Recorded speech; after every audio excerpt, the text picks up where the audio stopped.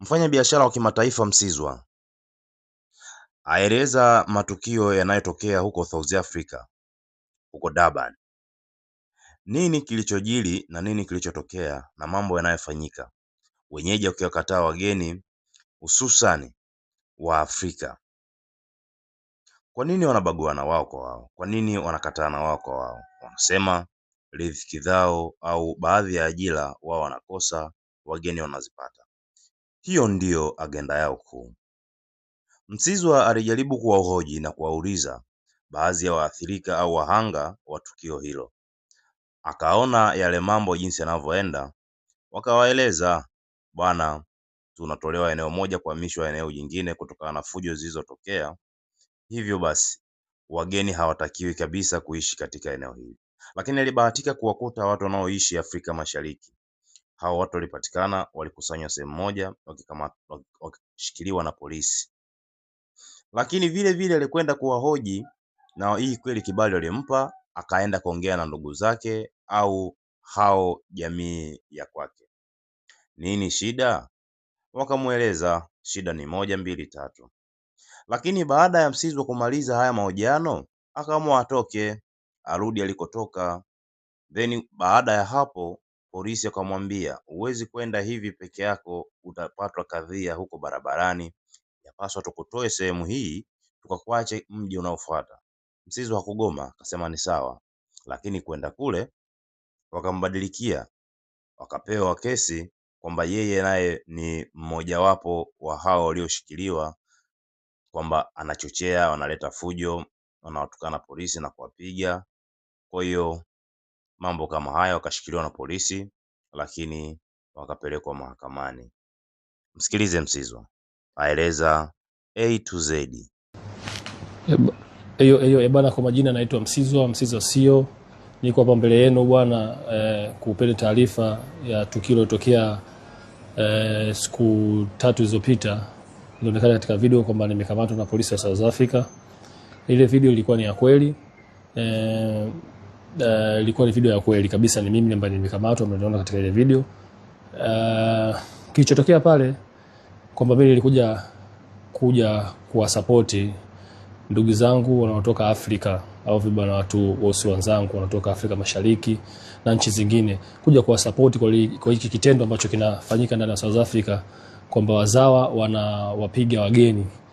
Mimi bwana, kama mzalendo wa nchi yangu Tanzania, nikaona bwana haiwezekaniki kama Mtanzania na support wa Tanzania, na pia ni mtoa taarifa, sio mtangazaji, ni mtoa taarifa ambao mambo yanatokea huku South Africa.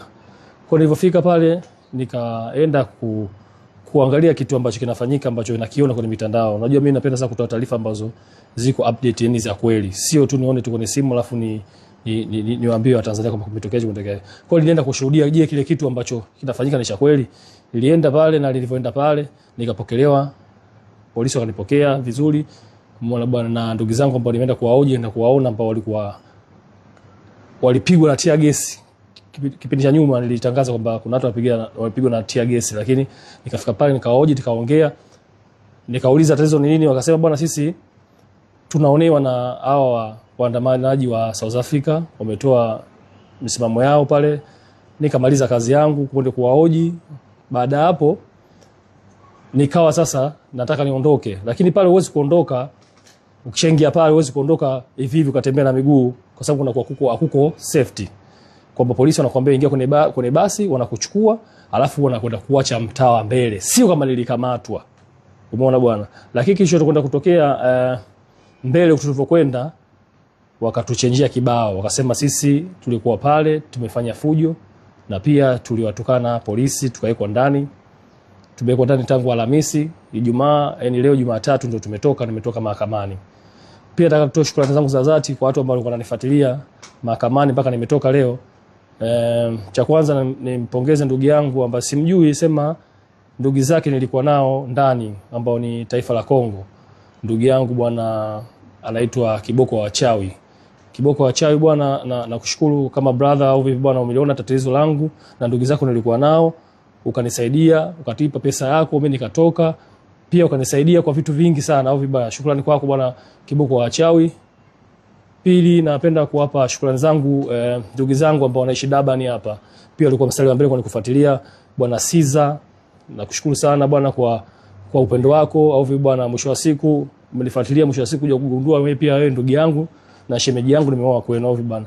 Na mwingine Blaza Magaya, ulikuwa mstari wa mbele sana kunifuatilia, au vipi mpaka nimetoka leo hii niko hapa. Pia na Watanzania, dua zenu mlikuwa mnaniombea. Nimetoka nimeona simu nyingi sana, nimeona message nyingi sana mlikuwa mnaniombea, ambao mnanipenda au vipi. Na wengine wale ambao wanatoa taarifa tofauti na hizi ambazo mimi nazungumza, pia nawashukuru. Lakini lilikuwa tatizo, lakini tatizo ndugu zangu kama niliwataja hapo mbele wamenisaidia na nimetoka. Kwa hiyo bado mimi naendelea na harakati na bado niko Durban hapa, naendelea na harakati zangu fresh. Nikishamaliza ndo nitarudi zangu Johannesburg. Kama unavyoona bado niko Durban. Usimuona hapa nje kabisa hapa Durban. Na hoteli hii kanichukulia ndugu yangu bwana Kiboko wa Chawi, kanilipia hapa. Nimekuja nimerelax. Kwa hiyo ni hivyo ndugu zangu, naomba unisupport ninachokifanya. Nafanya kwa ajili ya Utanzania wangu, vipi nafanya kwa ajili ya love, vipi sio kwa ajili ya nini wala nini. Chao.